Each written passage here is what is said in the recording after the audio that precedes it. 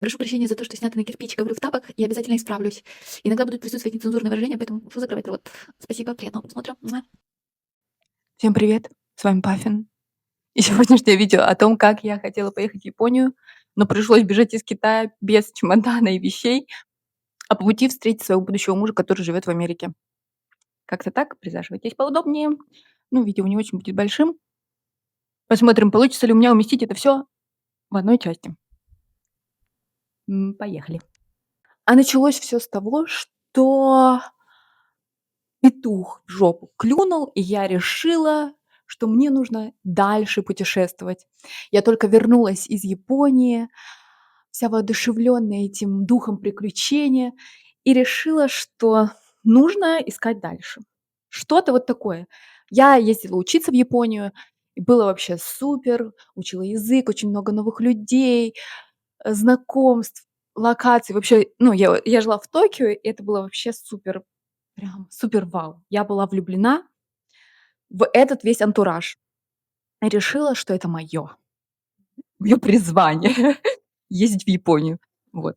Но, в общем, начала я думать о том, как бы мне туда не эмигрировать, но пожить на подольше. Я ездила на 3 месяца. Вернулась, значит, я в грустный зимний Петербург, а, который прям плачет и говорит: "Вали отсюда". В общем, я нашла одну программу, от японского правительства. И программа была нацелена на то, что ты приедешь в Японию и будешь учить, японских школьников русскому языку. Не в Токио, даже не в Киото, а в Аояме. Это немножко на севере под, Хоккайдо в Японии. Вот.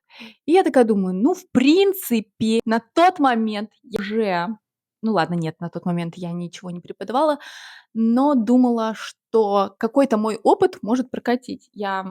Короче, был такой бэкграунд, который я могла вписать в это все в свое резюме, и у меня уже был уровень японского, оставалось только сдать. В принципе, подтвердить на собеседовании это можно было, я могла и подтянуть, я это все расписала, и вообще была замечательным кандидатом, потому что там вот я прям по всем пунктам проходила. Единственное, что у меня не было подтвержденного преподавательского опыта.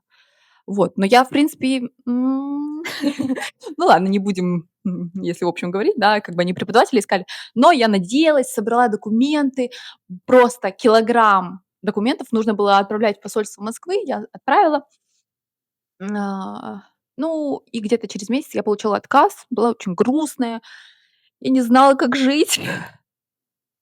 Это была моя мечта вот перебраться туда. Я списывалась, друзьями, кто-то мне что-то советовал. У меня есть один японский друг, говорил: "Приезжай, давай, мы найдем тебе чем заняться. Ну, я помогу тебе". И я такая: "Блин, ну я не могу вот так вот ехать в неизвестность". Ну, ладно, на тот момент мне так казалось. В общем, потом, я наткнулась на программу одну культурного обмена. Где моих затрат на путешествие в другую страну было практически ноль. Ну, там, может быть, справки какие-то. Так, в пределах 10 000. В общем, поехать куда-то, например, на год, затратив на это 10 000, звучит заманчиво, да? И я такая воодушевленная культурным обменом, познать что-то новое, новой культуры. Это вот прям мое, мне очень нравится. Так еще и поучить язык. Вот. И, значит, пригласили меня итальянцы к себе в семью. Я думаю: "Вау, супер, конечно". Никогда не мечтала об Италии, но я уже скачала, плейлист итальянский. Думаю, как я буду есть пасту. Ну, в общем, вот такое вот всё. Но немножко не сложилось, и пришлось, перестроиться. Перестроиться, отклонить это предложение. И тут мне звонит семья китайская. Ну, как звонит, пишет. И говорит, мол: "Все, ты нам нравишься, давай, типа, с нами жить". Программа заключается в чем? Я приезжаю в китайскую семью, живу с китайской семьей, они оплачивают языковой год мне, тем самым, да, вовлекают меня в язык, а я, с их детьми провожу вот эту коммуникацию на английском языке. Они никто не знали, минуточку, эта конкретная семья не знала вообще ни слова. Ну ладно, окей, hello. Они знали. На английский они вообще не знали. Мой английский оставляет желать лучшего на тот момент. Но я думаю, в принципе, почему бы и что от меня требовалось? Разговаривать с семьей на английском, проводить с ними время, рассказывать какие-нибудь истории. В общем, супер. Я им, они мне, да. И что меня смущало в этом всем? Звучало все супер. Я думаю, блин, как здорово. И еще перспектива поехать в Китай на год. А это языковые курсы. Еще ты живешь в среде, а когда ты живешь в среде китайского, ну и вообще любого другого языка, ты, в принципе, начинаешь учить это все просто молниеносно. Я думаю, супер. Но единственные 2 момента меня напрягали, что в семье вообще никто не говорил по-английски, а слова совсем. Второе, а, китайская мама, будем ее так называть. Там был китайская мама, китайский папа, 2 ребенка. Китайская мама была чересчур опекательной, а я девушка самостоятельная, и меня это немножко напрягало. То есть, будучи на расстоянии. Еще момент. Они мне все это предложили в апреле. Апрель, май, июнь, июль. В конце августа я только приехала. Они меня ждали. Сколько? 5 месяцев? 4? Простите. Считать не умею. В общем, 5 месяцев они меня ждали. Ладно, подождите. Апрель, май, июнь, июль, август. Да, почти 5 месяцев. Они меня ждали. И почему меня ждали? Потому что у меня уже была запланирована поездка в Японию отпраздновать свой день рождения в июне. Я такая: "Да, супер, все, я согласна, вы мне тоже нравитесь". Но, была возможность прям в апреле поехать. Я такая говорю: "Но вот у меня уже запланирована поездка". Они такие: "Вообще без проблем, ждем тебя. Ты нам вообще очень зашла". Я думаю: "Ну супер". Я думаю: "Да, и действительно, я такой замечательный человек. Как я могла не зайти? Они вообще должны быть благодарны, что я к ним еду". Но ладно. С учетом того, что у меня уровень языка не очень большой, но я понимала, что, в принципе, я могу что-то дать, детям, поскольку они вообще не разговаривали, и какие-то базовые вещи учить, в принципе, интересно. А, ну и самой подтянуть язык, и кого-то учить. По крайней мере, когда ты кого-то учишь, так вообще все идет в гору, да? В общем, но она была супер опекательная, вот эта мама. Она мне писала всякие сообщения по типу мы созвонились 2 раза по "Ватсапу", по видеозвонку. Первый раз, с ее подругой, а второй раз, по-моему, просто с ними, но они ничего не говорили. У них еще была старшая дочь, и она как такой транслейтер выступала. Вот, и было все в принципе прикольно, все позитивные, все улыбаются. Я тоже, все супер. Но я не скрывала, например, там, как я одеваюсь, то я крашусь. Ну, вообще, вот какой у меня жизненный мой стиль, да, ведение моей жизни. На что впоследствии, за что мне предъявляли немножко. Но да ладно. Не об этом пока что. В общем, напрягало меня только то, что они не говорят по-английски совсем. Я не понимала, как я буду. Момент! Там еще была русская девочка в другой семье, и вот с ней мы поболтали. Причем собеседование было на английском, типа, собеседование.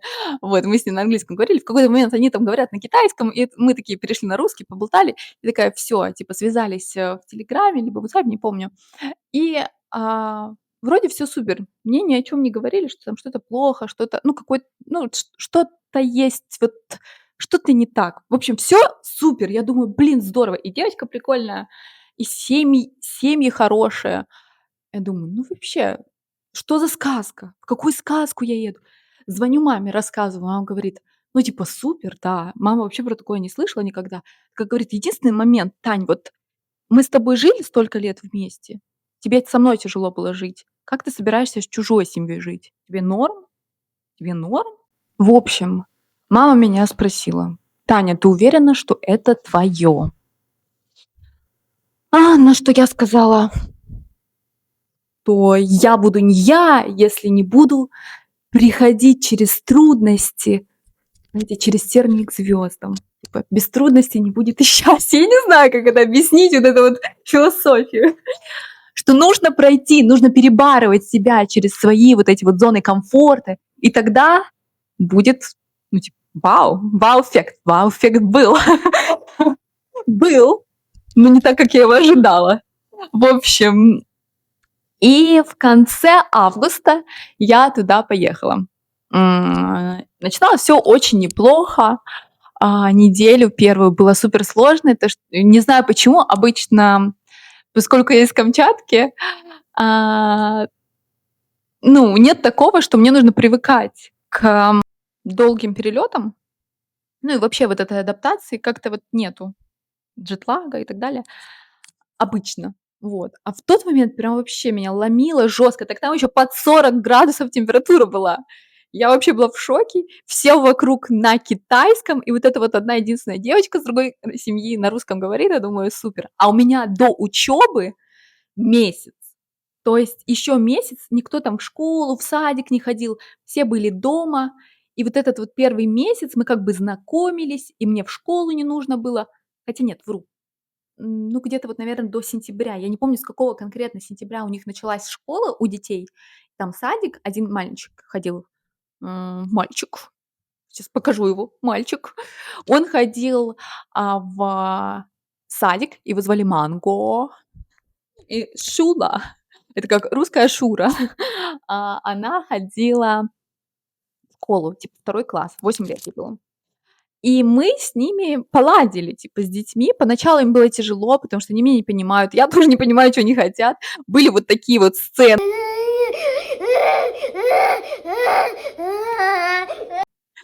Поначалу. Я думаю: "Господи". И у меня начало немножко нет, на самом деле первые, наверное, дней 10 было нормально. Но какие-то вот такие, знаете, моменты уже прослеживались, которые мне не очень нравились. Я думаю, ну, в принципе, надеюсь, типа, все нормально будет, как бы мы только-только друг друга узнали. Узнаем вот эти притирки нормально. Как же я ошибалась. Вот. И спустя неделю, вот, наверное, да, больше. Короче, в сентябре они пошли в школу. Я тоже пошла в школу в сентябре, где-то с 15 числа у меня там начался вот этот процесс. И к 20 числу мы уже заключили договор, потому что мы друг друга заебали.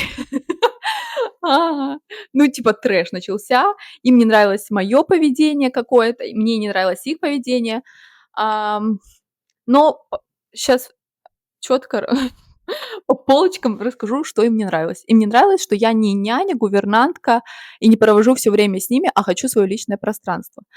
Программа подразумевает собой изначально в договоре вот в таком вот начальном, что я 6 часов в день как бы должна проводить с семьей вот ради вот этого культурного обмена. Они решили, что я должна проводить уроки частные, постоянно быть в контакте, постоянно с ним разговаривать, отводить детей в садик, в школу, забирать и так далее. Вот. Причем, когда я только приехала, мне наоборот было в кайф, то, что я с ними ни с кем не могу коммуницировать, а с детьми можно коммуникацию найти через какое-то вот такое вот общение, да, живое. И да, это сработало на руку. Дети вообще меня полюбили в конце. Просто мне было тяжело с ними расставаться. Очень. Правда, я аж напоследок поняла эту Шулу. Правда, я детей очень люблю, и с ними у нас вообще выстроилась коммуникация супер. Я не знаю, как у таких замечательных детей были такие родители, о которых вы узнаете, возможно. В общем, что было дальше? Но, короче, к 20 сентября мы составили супер жесткий договор рабства. Я его подписала. Причем подписала я его по такой тупости, потому что мне один чел сказал, что мне поможет в случае чего. Я такая думаю, ну да, что я теряю? А, В итоге я подписала, я прикреплю, наверное, в телегу Прям этот договор у меня остался. Он там на китайском, на английском. Кому интересно, будете почитайте. Там трэш. Там прям типа расписано, что я должна делать. Вот эти 6 часов активного времени, как я должна проводить с детьми, что я проводила там уроки вот эти. Дети, соответственно, не хотели этого всего. Я как вот это вот: Давай поиграем». Нет. Потом в какой-то момент я просто выдохлась. Я думаю: господи, что я вообще делаю? Мне это все не нравится. Зачем я тут нахожусь? И в какой-то момент после уже этого договора, и договор как бы заканчивался там тем, что я сказала: давайте месяц мы вот так вот с вами ам, еще поживем, посмотрим, нравимся мы друг другу, не нравимся, нет, я уезжаю. Они такие: ок. Чтобы вы понимали, типа никакого возмещения, все, это нормально. То есть если вы не притираетесь, все, люди просто расходятся. То есть с моей стороны я была защищена вот этим договором, изначально программой. То есть не было такого, что я там как-то финансово обязана чем-то. Вот. Но китайская семья в конце решила, что я обязана. Там был еще такой завихрень. В общем, я съездила на китайскую свадьбу, меня свозил друг. Китайский друг меня свозил на свадьбу. Я посмотрела, это было замечательно вообще, в другой город. Не знаю, как меня не отпустили. У меня там был план-капкан по перехвату, потому что меня не пускали никуда, контролировали, спрашивали по камерам, следили, во сколько я домой возвращаюсь, если это мой выходной. Там у меня типа было 2 выходных в неделю, а там 5 дней я должна была вот в течение 6 дней с ними быть, находиться. Постоянно обсуждали с другой семьей, с семьей, где была другая девочка, вот русская. Она мне все это рассказывала, потому что она уже хоть немножко по-китайски говорила. Я уже тоже начала немножко по-китайски понимать. Вот. А в конце октября, где-то в середине, мне пришлось бежать. Прям в тайне оставить свои вещи, сделать маскировку, там такую просто рокировку, и сбежать под предлогом, что я пошла искать деньги. Ну, как условно, пошла зарабатывать деньги. Ам, там я работаю онлайн и сказала, что там у меня нашлась подработка, и я смогу заработать деньги. Под этим предлогом я ушла из дома на ночь, но как бы я не ушла на ночь, я просто не вернулась, уже летела там в самолете и очень боялась, что они заподозрят, потому что по камерам, на самом деле, если бы никто там не был совершенно, недалёкий, можно было бы догадаться, куда я собираюсь. Но в общем, так я сбежала. И на всем этом, где вы спросите, где мой муж? Где вот эта вот кульминация? Вот числа, наверное, 15, вот буду говорить 15. 15 октября я уже улетела, а числа 13 или 14 он мне первый раз написал. И вот мне вообще было на все начхать, у меня такая была жесткая нервотрепка с этим всем. И вот он мне написал, а я ответила и продолжала отвечать просто потому, что он меня зацепил тем, что он говорит: "Я вот в Исландию собираюсь". А Исландия, чтобы вы понимали, моя мечта. Я думаю: "Блин, как здорово". И вы знаете, вот у меня такой нервоз, и я, в принципе, ему вообще практически не отвечала. Отвечала урывками, потом либо не отвечала, а присылала большие сообщения, потому что у меня не было времени. Это были просто вот там те дни. Я еще паспорт, чтобы вы я могла уехать намного раньше, но у меня паспорт был в иммиграционке месяц. И мне нужно было ждать, пока я паспорт заберу, и вот этот вот, план должен был, свершиться по моему побегу. Ну, я его, конечно, вынашивала не месяц, но я подумывала там уже с сентября сразу же, что, ну, что-то, ну, я поеду обратно, либо поеду что-то делать дальше. В общем, и вот мой будущий муж мне написал, и мы начали с ним общаться, и он со мной прожил вот этот вот маленький этап моего просто вот этого бегства, срывов нервов, всего вот этого и продолжил общаться. А потом, что было потом, я расскажу в следующем видео. В общем, всем спасибо за внимание. В следующем видео будет продолжение, да, продолжение именно встречи, либо каких-то деталей, которые, да, были в этой поездке. Я попытаюсь это все рассказать. Может быть, вы напишите, о чем. Было бы супер, славно. Вот. Но план видео у меня, в принципе, есть. История готова. А, Расскажу в следующем видео. Всем спасибо. Всех целую. Спасибо, что были со мной. Всем пока.